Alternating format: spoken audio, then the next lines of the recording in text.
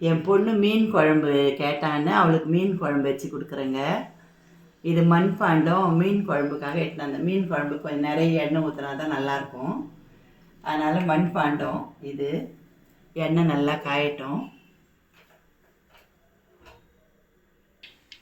எண்ணெய் சூடு எரிச்சு பாருங்கள். கடுகு போடலாம். இப்போ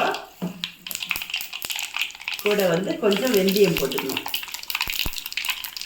வெந்தயம் தான் மீன் குழம்புக்கு நல்லா வாசத்தை கொடுக்கும். வெந்தயம் போட்டுட்டு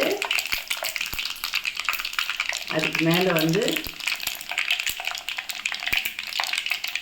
கறிவேப்பிலை போடும்போது கொஞ்சம் தூரம் இருங்க. அதுக்கடுத்து பாருங்கள் வெங்காயம் பூண்டு ரெண்டும் போட்டு என்னென்னா சட்டியில் மீன் குழம்பு வச்சா ரொம்ப நேரம் ஒரு 2 நாள் ஆனாலும் இதுலேயே வச்சுருந்தா ஒன்றும் ஆகாது.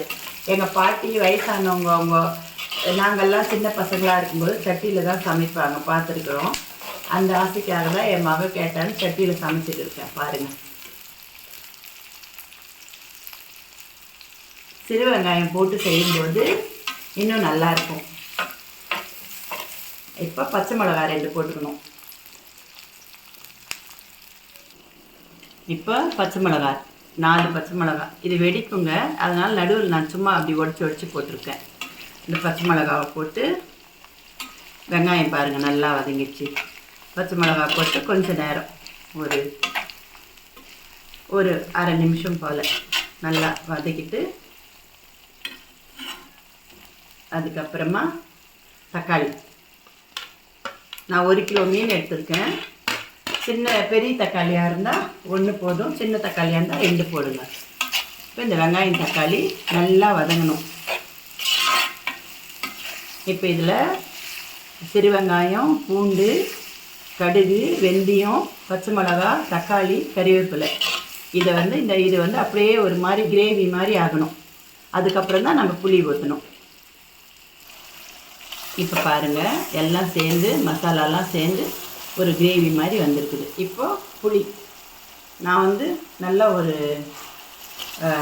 எலுமிச்சம்பழத்துக்கும் மேலே ஒரு சின்ன மினி ஆரஞ்சு அளவுக்கு கரைச்சி வச்சுருக்கிறேன் புளி ஊற்றிட்டேன்.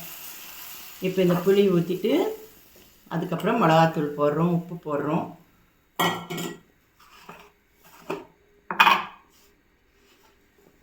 தேவையான அளவுக்கு உப்பு,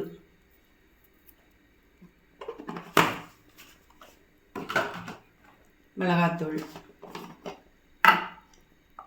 எப்பவுமே கொஞ்சம் மீன் குழம்புனா காரசாரமாக இருக்கணுங்க. அதனால் கொஞ்சம் ஒரு 2.5 ஸ்பூன் போல் சின்ன ஸ்பூனில் மிளகாத்தூள் போடுறேன். ஏன்னா கொஞ்சம் காரசாரமாக இருக்கணும் மீன் குழம்புன்றதுக்காக. மீன் மசாலா இருக்கிறது. மீன் மசாலா ஆப்ஷன் தாங்க. மீன் மசாலா இந்த மீன் குழம்பு மசாலான்னு ஒன்று இருக்கும், அது ஆப்ஷன் தான். நம்ம போட்டே தேரணும்னு ஒன்றும் கிடையாது, ஆப்ஷன் தான். நான் சும்மா கொஞ்சம் வாசனைக்காக போடுவேன், அவ்வளோதான். அது இல்லாட்டி கூட பரவாயில்ல. இப்போது இதை நம்ம மூடி விட்டுடணும். மூடி விட்டால் கொஞ்சம் நேரம் அது நல்லா கொதிக்கணும்.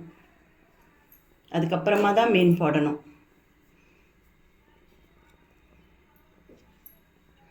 இப்போது மூடி விட்டுடலாம். ஏன்னா இப்படி திக்காக இருந்தால் தான் மீன் போட குழம்பு உங்களுக்கு கொஞ்சம் தண்ணி ஆகும். அந்த மீனில் இருக்க தண்ணியெல்லாம் போயிட்டு கொஞ்சம் தண்ணி ஆகும். இப்போ மூடி விட்டுடலாம். ஒரு 5 நிமிஷம் கொதிக்கிட்டோம். பாருங்கள், 5 நிமிஷம் பொறுத்து வந்தது. பாருங்கள், எண்ணெய் எப்படி பிரிஞ்சு வருது. இப்படி இருக்கணும் குழம்பு. இந்த மாதிரி இருக்கும்போது மீன் போடணும். பாருங்கள், இப்போது மீன் போட போகிறோம். மிளகாத்தூள் பார்த்திங்கன்னா ஒருத்தர் தனியாக மிளகாத்தூள், தனியாத்தூள், அப்புறம் மஞ்சத்தூள்னு தனித்தனியாக போடுவாங்க. நான் மிளகாத்தூள் அரைக்கும் போதே மிளகாய், தனியா, மஞ்சள், மிளகு, சீரகம் போட்டு அரைச்சிடுவேன். அதனால் ஒரே இதை அப்படியே போட்டு விட்டுருவேன். இப்போ குட்டி மீன் தான், மத்தி மீன் குழம்புங்க இது. மத்தி மீன் போடுறோம்.